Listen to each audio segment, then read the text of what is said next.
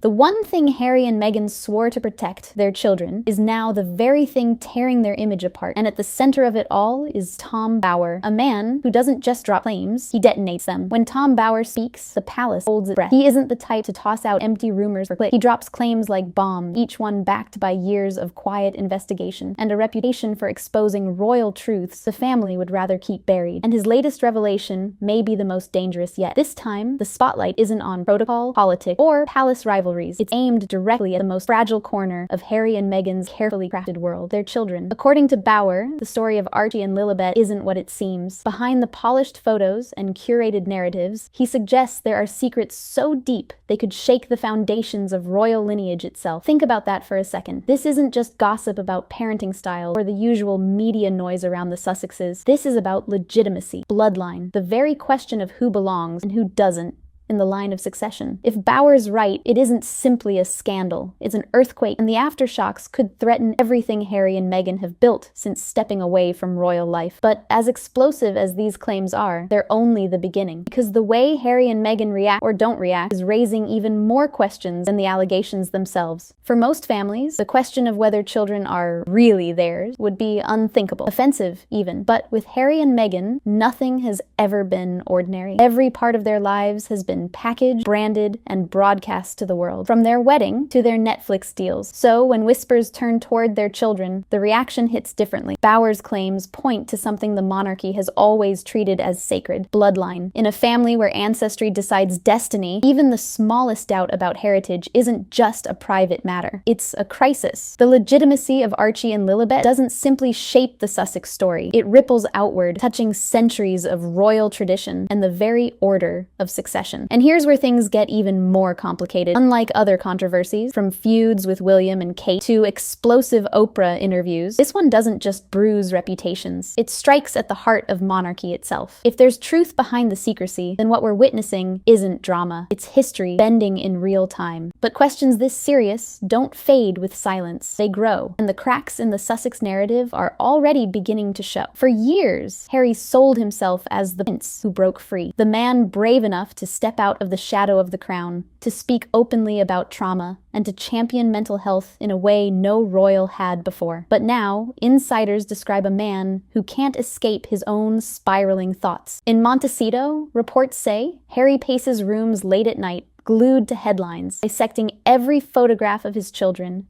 every timeline, every whisper online. He lashes out at staff, obsesses over YouTube videos, and replays the allegations until paranoia takes over. The irony is impossible to ignore. The man once praised as the face of mental resilience is now consumed by fear, unable to silence the noise he once told others to ignore. For Harry, this isn't just another media storm, it's personal. Fatherhood was the one role he clung to as redemption, the identity he leaned on when he left royal duties, when he cut ties with family, when he sat down with Oprah and said it was all for the children. But if doubt now shadows even that role, what's left for him? And as Harry unravels, Meghan plays an entirely different game. Behind the gates of Montecito, the fairy tale image looks very different. Insiders whisper about a prince pacing the halls at night, unable to sit still, replaying headlines over and over like a man trapped in his own echo chamber. Staff describe him as restless, irritable, quick to snap. What started as quiet worry has turned into obsession, dissecting old photographs, comparing timelines, combing through every word Tom Bower has written. The cruel twist? He built his new identity around being open about mental health. He was the royal who dared to speak of therapy, of healing, of breaking cycles of trauma. Now, those closest to him see a man caught in the very spiral he once warned the world about, anxious, paranoid, unraveling under the weight of unanswered questions. And for Harry, this storm cuts deeper than any feud with his brother or rift with his father. Those wounds were political, even strategic. This one is personal. Fatherhood was the role he clung to when everything else slipped away. He told the world it was his anchor, his salvation, the reason he walked away from the palace in the first place. But if doubt creeps into that story, then what is left for him? While Harry crumbles under the pressure, Meghan's response couldn't be more different. While Harry wrestles with panic, Meghan is playing a colder game. Instead of late-night pacing or emotional outbursts, her moves are measured, deliberate, and strategic. Reports from insiders suggest she's drafting legal threats, instructing her lawyers to target any outlet or commentator daring to amplify Bauer's claims. Each cease and desist letter is meant to silence, to choke the story before it spreads further. And as Harry unravels, Meghan plays an entirely different game. Behind the gates of Montecito, the fairy tale image looks very different. Insiders whisper about a prince pacing the halls at night, unable to sit still, replaying headlines over and over like a man trapped in his own echo chamber. Staff describe him as restless, irritable, quick to snap. What started as quiet worry has turned into obsession, dissecting old photographs, comparing timelines, combing through every word Tom Bauer has written. The cruel twist? Harry built his new identity around being open about mental health. He was the royal who dared to speak of therapy, of healing, of breaking cycles of trauma. Now, those closest to him see a man caught in the very spiral he once warned the world about. Anxious, paranoid, unraveling under the weight of unanswered questions. But here's the problem. In the court of public opinion, silence can be suspicious. And legal threats even more so. Every time Meghan tries to shut the story down, curiosity spikes higher. Viewers, readers, and critics all ask the same question. Why go to such lengths if there's nothing to hide? This is where Meghan's strategy risks backfiring. Her image has always been tightly curated, polished Netflix specials, picture-perfect Instagram posts,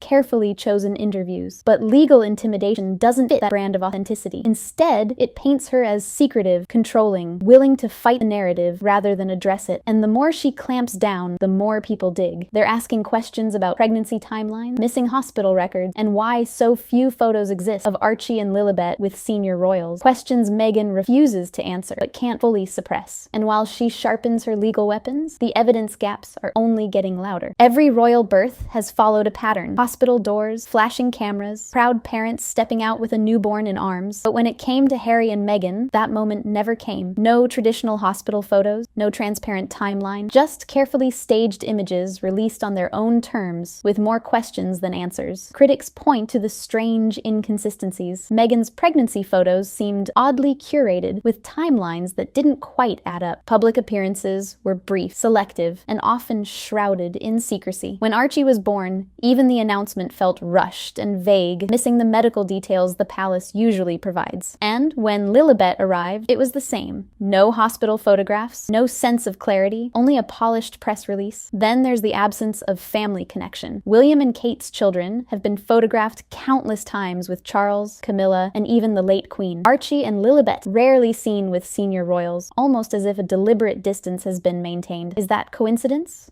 Or quiet strategy? These gaps may not prove anything on their own, but stacked together, they create a picture that feels less like privacy and more like a cover-up. And in the world of royalty, where perception is everything, a missing photo can be louder than 1,000 headlines. But what makes this silence even more unsettling is how the palace itself has chosen to respond, or rather, not respond at all. If the questions around Archie and Lilibet are loud, the palace's response is deafening in its silence. No official statements, no warm words from Charles, no affectionate birthday tributes on royal social media, not even the casual family photos that have always been part of Windsor tradition. Instead, there's distance, cold, deliberate, unmistakable. Compare that with William and Kate's children. Every milestone is marked with a new portrait, every birthday acknowledged publicly, every family moment woven into the monarchy's narrative of stability. For Harry and Meghan's children, the opposite. No visible embrace, no public recognition, almost as if the institution has quietly stepped back. And here's where speculation takes on a darker edge. Some believe the silence is punishment, a subtle rebuke for the Sussexes' rebellion. Others whisper a different theory, that it's protection, that by keeping their distance, the royals insulated themselves from a scandal they always feared might surface. If true, that would mean the palace isn't just indifferent, it's cautious, maybe even complicit, quietly bracing for the day when secrets could no longer be contained. Either way, the absence of support tells its own story, because in the royal world, silence is never neutral. It's strategy. And this strategy suggests the monarchy knows far more than it's saying. But while the palace watches from the shadows, the outside world is no longer whispering. It's demanding answers. What began as quiet speculation online has exploded into a public demand too loud to ignore. Hashtags trend across platforms. Panelists on primetime talk shows openly debate the question. Even outlets that once defended Harry and Meghan now ask the same thing. Why not just prove it? For the couple who built their brand on transparency, authenticity, and telling their truth,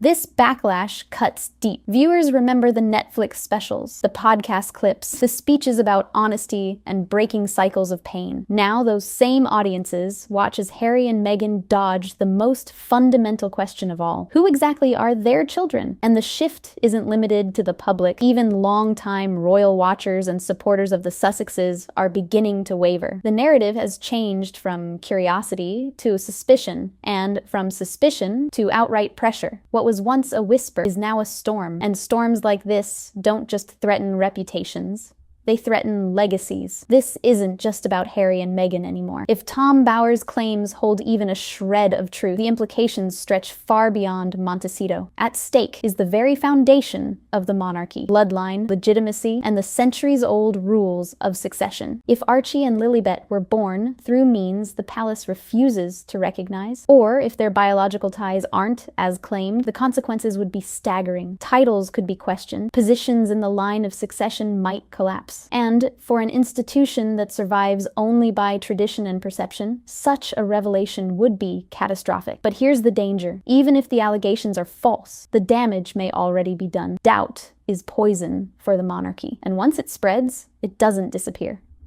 Every unanswered question becomes part of the public memory, a permanent crack in the image of stability. Harry and Meghan's silence may buy them time, but it cannot buy them trust. And so the story reaches a breaking point. Two paths lie ahead: transparency, which could silence critics but expose new vulnerabilities, or continued secrecy, which guarantees suspicion will shadow their children forever. For a couple who gambled everything on controlling their narrative, the cruel irony is this: they no longer control it. The story has escaped their grasp, and now it belongs to history. And so here we are, with the one question Harry and Meghan refuse to answer echoing louder than ever. Who are Archie and Lilibet really? In the end, everything may hinge on one decision: whether Harry and Meghan step forward with proof, or let the doubt linger forever. Because questions of bloodline don't fade with time. They grow, they define, and they can destroy. The fairy tale the Sussexes built now teeters on the edge of collapse, and the world waits for an answer that may never come.